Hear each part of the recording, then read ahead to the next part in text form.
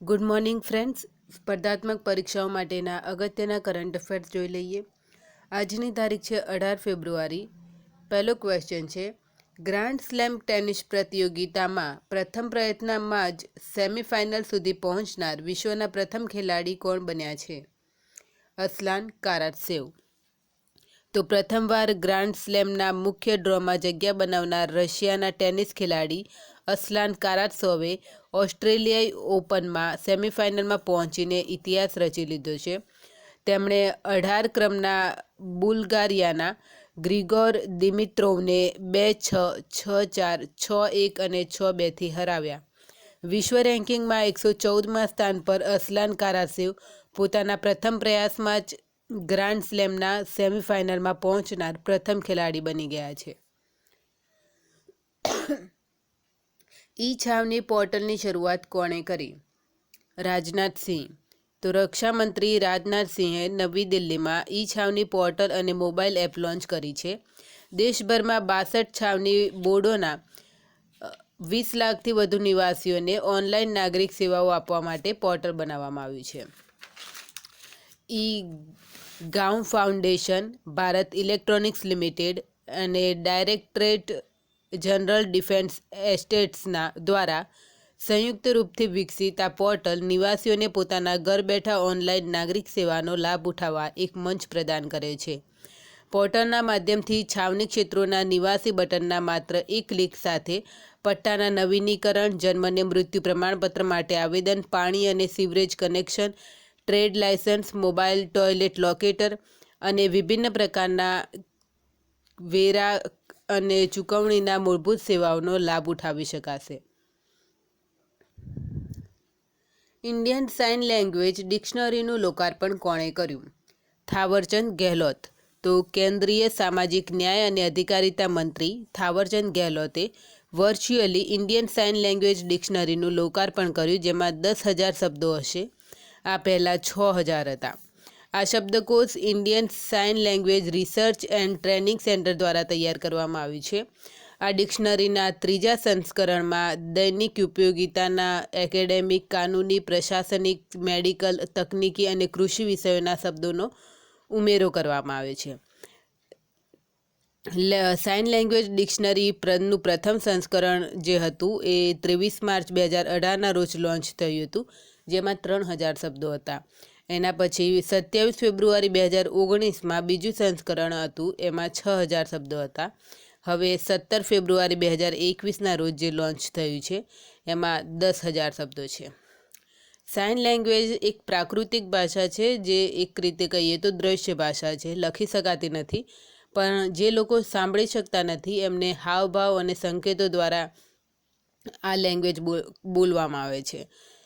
તો આંતરરાષ્ટ્રીય સાંકેતિક ભાષા દિવસ એ 23 સપ્ટેમ્બર 2018ના રોજ મનાવવાની શરૂઆત થઈ હતી. એન્ડ 2020ની જે થીમ હતી એ sign language are for everyone એ હતી.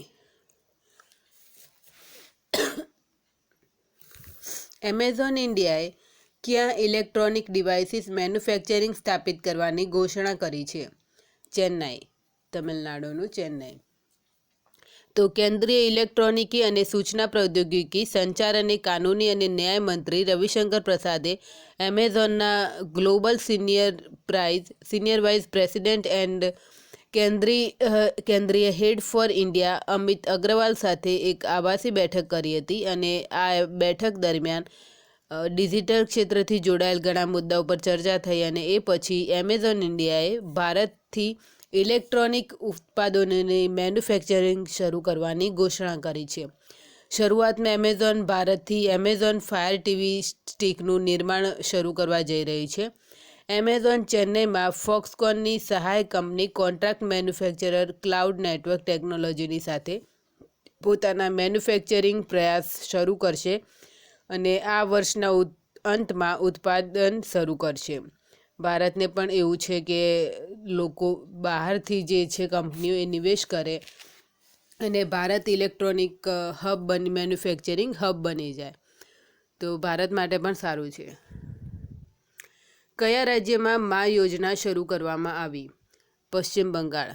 તો પશ્ચિમ બંગાળના મુખ્યમંત્રી મમતા બેનર્જીએ મા યોજના ડિજિટલ રીતે શરૂ કરી છે, જેમાં રાજ્ય સરકાર ગરીબોને 5 રૂપિયામાં સામાન્ય દરે, નજીવો દર કહેવાય, 5 રૂપિયામાં ભોજન પૂરું પાડશે, જેમાં આખી થાળી ભરીને 5 રૂપિયામાં ખોરાક પૂરો પાડવામાં આવશે. થાળીનો જે પ્રતિ પ્લેટ ખર્ચ છે 15 રૂપિયા, એ રાજ્ય સરકાર બાકીનો ભોગવશે. આ પહેલાં પણ ગત વર્ષે સપ્ટેમ્બરના દીદી રાનાગર નામની એક પહેલ શરૂ કરવામાં આવી હતી, જેમાં લોકડાઉન દરમિયાન પોતાની નોકરી ગુમાવી બેસેલા પ્રવાસી મજૂરોને 5 રૂપિયામાં ભોજન આપવામાં આવતું હતું.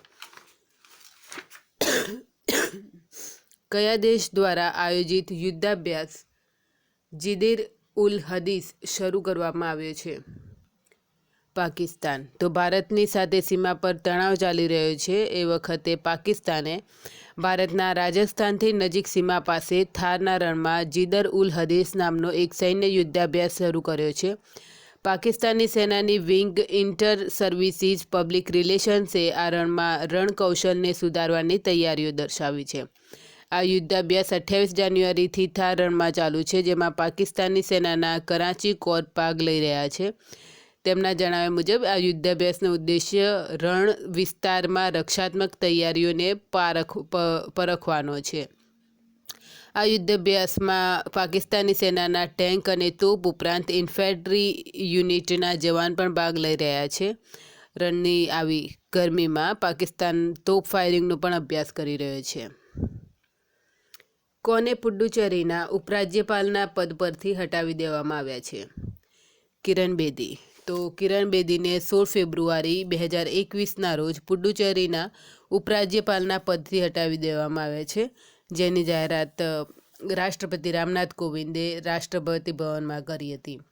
અને તેમની જગ્યાએ તેલંગાણાના રાજ્યપાલ તમિલસાઈ સુંદરરાજનને સોંપવામાં આવ્યો છે. એમને વધારાનો કાર્યભાર સોંપવામાં આવ્યો છે.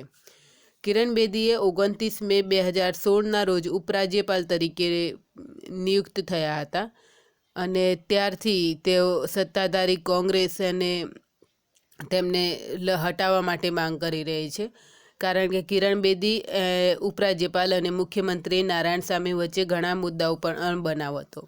હવેના ટૂંક સમયમાં ચૂંટણી આવી રહી છે, એટલે કોંગ્રેસ કિરણ બેદીને વિધાનસભા ચૂંટણીનો મુદ્દો બનાવી શકે એમ હતું, એટલે તેને આ મુદ્દો ખતમ કરી દીધો છે. એન્ડ બીજું કે કિરણ બેદી એ ગવર્નર હતા, જેની નિમણૂક રાષ્ટ્રપતિ દ્વારા કરવામાં આવે છે.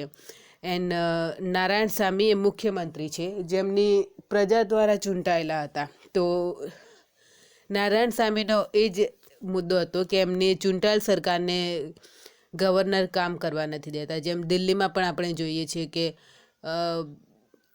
મુખ્યમંત્રી અરવિંદ કેજરીવાલનો વારંવાર આ જ આરોપ હોય છે કે તેમને કામ કરવા નથી દેવામાં આવતા. તો એ જ વાત અહીં હતી, અને છેલ્લે હવે કિરણ બેદીને રાજીનામું આપવું પડ્યું, હટાવી દીધા છે. કોરોના સંક્રમણને જોતા હરિદ્વાર કુંભ મેળાના સમયગાળાને ઘટાડીને કેટલા દિવસનો કરી દેવામાં આવ્યો છે? 30 દિવસ. તો કોરોના સંક્રમણને જોતા હરિદ્વાર કુંભના મેળાને સમયગાળો ઘટાડીને 30 દિવસ કરી દેવામાં આવ્યો છે. આ વર્ષે કુંભ મેળો 1 એપ્રિલથી 30 એપ્રિલ સુધી ચાલશે. પહેલાં કુંભ મેળાની શરૂઆત 27 ફેબ્રુઆરીથી થવાની હતી અને સમાપન 27 એપ્રિલે થવાનું હતું, પણ હવે 1 એપ્રિલથી 30 એપ્રિલ સુધી ચાલશે. કુંભ મેળો હિન્દુ ધર્મનો મહત્વનો પર્વ છે, જેમાં કરોડો શ્રદ્ધાળુ કુંભ પર્વ સ્થળ હરિદ્વાર, પ્રયાગ, ઉજ્જૈન અને નાસિકમાં સ્નાન કરે છે. તો દર વર્ષે નહીં, 12 વર્ષે જ્યાં દરેક સ્થળે મેળો ભરાતો હોય છે. એમાં 3 વર્ષે કુંભનું આયોજન થાય છે, અને 4 જગ્યાએ મતલબ થતાં 12 વર્ષે વારો આવે છે. ભારતીય ટેલિવિઝન એકેડેમીના 20મા પુરસ્કારમાં કોને હોલ ઓફ ફેમ પુરસ્કાર આપવામાં આવ્યો? એકતા કપૂર. તો ભારતીય ટેલિવિઝન એકેડેમીના 20મા પુરસ્કારમાં એકતા કપૂરને હોલ ઓફ ફેમનો એવોર્ડ આપવામાં આવ્યો છે. તેમને ટેલિવિઝન, બોલિવૂડ, OTT દરેક જગ્યાએ પોતાનું કન્ટેન્ટ આપ્યું છે. એકતા કપૂર એ ભારતીય ટેલિવિઝન પ્રોડ્યુસર, ફિલ્મ પ્રોડ્યુસર અને ડાયરેક્ટર છે. 2017માં ઓલ્ટ બાલાદીને તેમણે લોન્ચ કર્યું હતું અને 2020માં તેમને પદ્મશ્રીથી સન્માનિત કરવામાં આવ્યા હતા. વાણિજ્યિક શણ બીજ વિતરણ યોજના કોણે શરૂ કરી? સ્મૃતિ ઈરાની. તો કેન્દ્રીય કપડાં મંત્રી છે સ્મૃતિ ઈરાની. તેમણે 15 ફેબ્રુઆરી 2021ના રોજ વાણિજ્યિક શણ બીજ વિતરણ યોજનાની શરૂઆત કરી છે. વાણિજ્યિક શણ બીજ વિતરણ યોજનાને ભારતીય જૂટ નિગમ અને રાષ્ટ્રીય બીજ નિગમ વચ્ચે એક સમજૂતી બાદ લોન્ચ કરવામાં આવ્યું હતું. કેન્દ્રીય મંત્રીએ આ યોજના લોન્ચ કરતાં જણાવ્યું કે કેન્દ્ર સરકાર દેશમાં શણના ખેડૂતોને મદદ કરવા માટે શણનો MSP મિનિમમ સપોર્ટ પ્રાઇસ પણ વધારી દીધો છે, જેથી શણના ખેડૂતોને કમસે કમ એટલી રાશિ તો મળે જ. તો આજના માટે આટલું જ. Thank you.